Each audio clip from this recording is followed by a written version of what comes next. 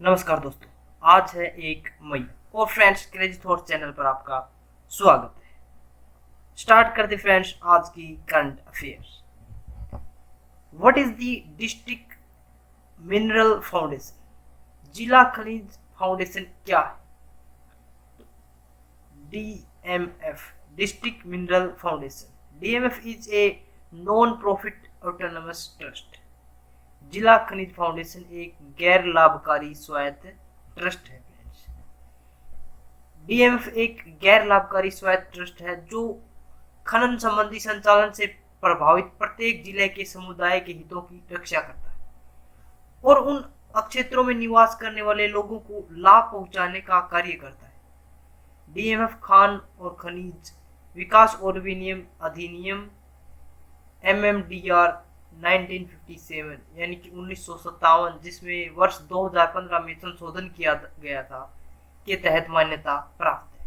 Friends, आपने सुना होगा कि काफ़ी जगह ऐसी है जैसे जहाँ पर स्टार्टिंग में माइनिंग के लिए जगह दे दी जाती है, किसानों से या जो भी जिनकी ज़मीन होती है उनसे ले ली जाती है, लेकिन कुछ समय के बाद मान लीजिए वहाँ पर 10 फुट खुदाई के लिए ली गई थी, लेकिन जो माफिया होते हैं जो वहां पर खोद उसकी खुदाई करते हैं वो 10 से 15 फुट तक उसको खोद डालते हैं।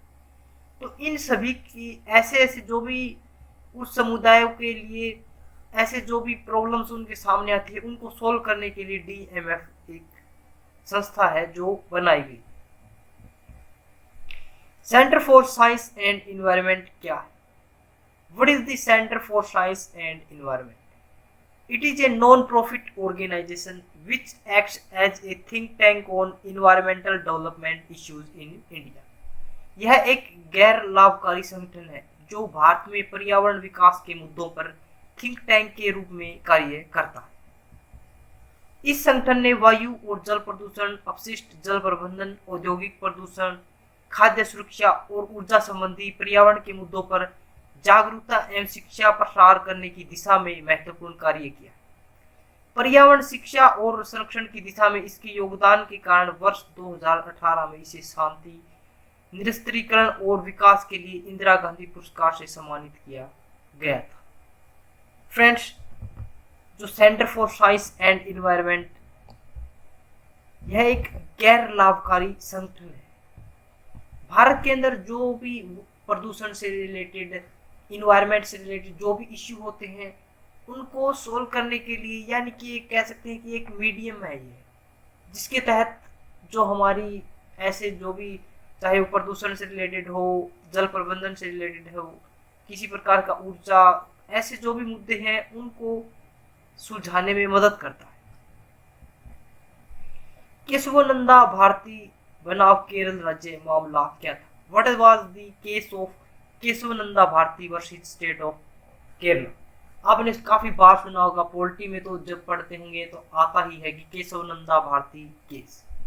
The constitution bench comprising 13 judges decided by a majority of 7 to 6 that the basic structure of the constitution is inviolable and cannot be altered by parliament।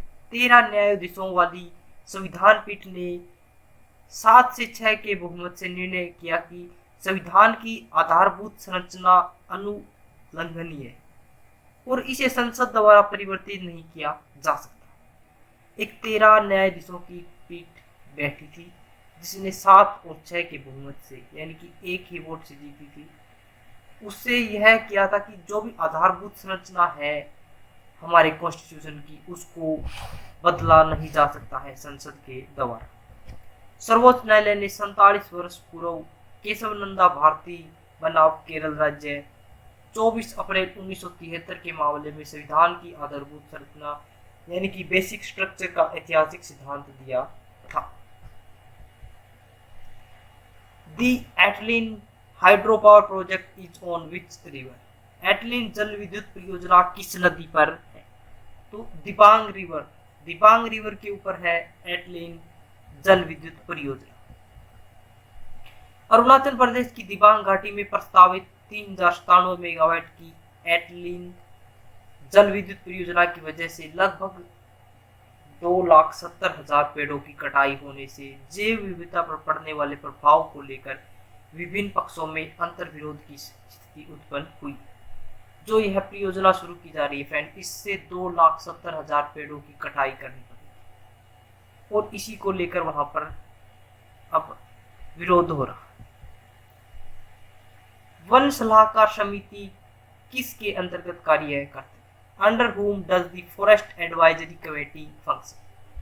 तो union minister of environment, forest and climate change, केंद्रीय पर्यावरण, one और जलवायु परिवर्तन मंत्रालय के अंतर्गत कार्य करती है वन सलाहकार समिति। वन सलाहकार समिति औद्योगिक गतिविधियों के लिए वनों में पेड़ों की कटाई की अनुमति पर निर्णय लेती है।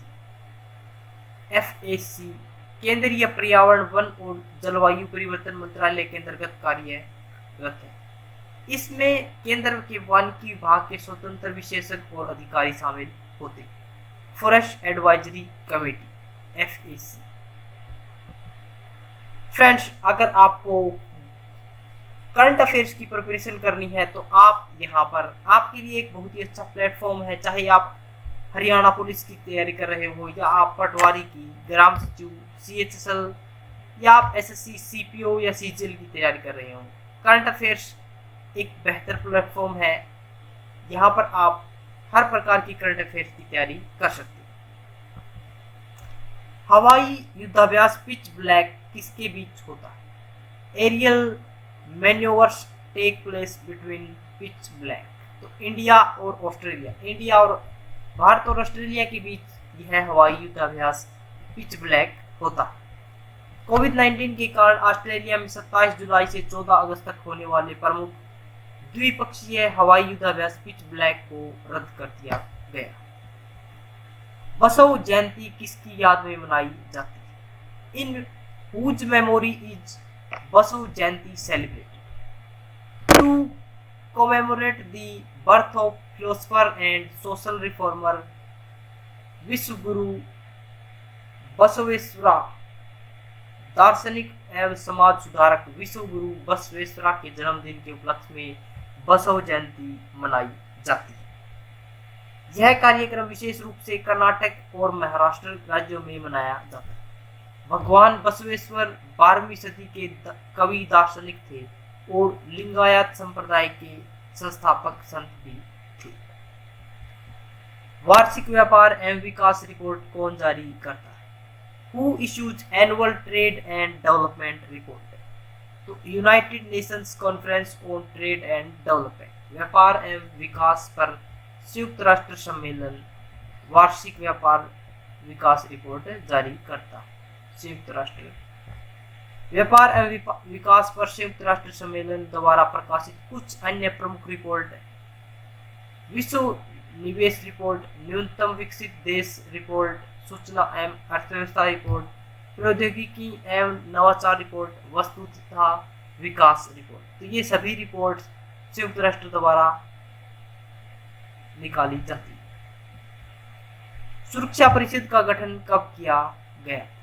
When was the Security Council formed? तो 1945। सुरक्षा परिषद का गठन 1945 के अंदर किया गया। सुरक्षा परिषद संयुक्त राष्ट्र की सबसे महत्वपूर्ण इकाई, जिसका गठन द्वितीय विश्व युद्ध के दौरान 1945 में हुआ था। सुरक्षा परिषद के 5 स्थायी सदस्य अमेरिका, ब्रिटेन, फ्रांस, रूस और चीन। सुरक्षा परिषद के स्थायी सदस्यों के पास वीटो का अधिकार होता। इन देशों की सदस्यता दूसरे विश्व युद्ध के बाद के शक्ति संतुलन को प्रदर्शित करती। क्विक करंट अफेयर्स, यानी कि जो करंट अफेयर्स आपको ज़्यादा कह सकते हैं इतनी ज़्यादा इंपॉर्टेंट नहीं होती कि आपको उसको ज़्यादा गहराई से पढ़ना पड़े, लेकिन आपको जानना जरूरी होता है फ्रेंड्स। नाबालिगों के लिए मृत्युदंड की सजा को समाप्त करना सऊदी अरब के शाही परिवार द्वारा किए गए मानवाधिकार सुधारों की श्रृंखला में एक नवीनतम कदम है। वहां पर अब जो नाबालिग होते हैं उनको मृत्युदंड नहीं दिया जाएगा और जो नाबालिग है उनको मृत्युदंड की जगह 10 साल की कारावास दी जाए। European centre for medium range weather forecast ने पुष्टि की है कि पृथ्वी के बाहरी वातावरण की सुरक्षा के लिए जिम्मेदार ओजोन परत पर बना सबसे बड़ा छिद्र बंद हो गया है। तो एक बहुत ही अच्छी खुशखबरी है कि ओजोन परत पर जो आज तक हम सुनते आ रहे थे कि एक छेद हो गया है ग्लोबल वार्मिंग के जरिए, तो अब बताया जा रहा है कि वह छिद्र बंद हो गया।